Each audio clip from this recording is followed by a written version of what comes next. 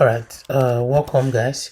In our previous video, I made mention that we'll be going into like the nitty-gritty of the language. So in the language, there are two main basic things we need to start talking about, which is one is the syntax. I'll take this guy out, and the second is called semantics. What is the syntax? The syntax is basically how you arrange words together to write the language. That's basically what syntax is. And there are some words that are basically known for JavaScript, and we call those words keywords, right? So anytime you see keywords, these are words that are specifically made for the language.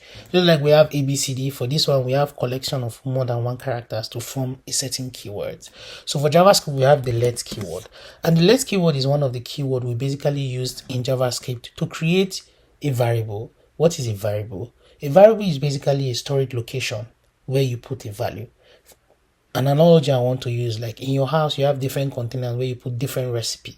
So those containers are called variables, which they create space for you to put those recipe, right? So same thing in JavaScript. So that's basically what a variable is. So we will use the let keyword to declare a variable. So I can say let name. So you see name is the label that we attach to the container for keeping those stuffs that you have in your house. So we are using that label for JavaScript to label the variable we are giving.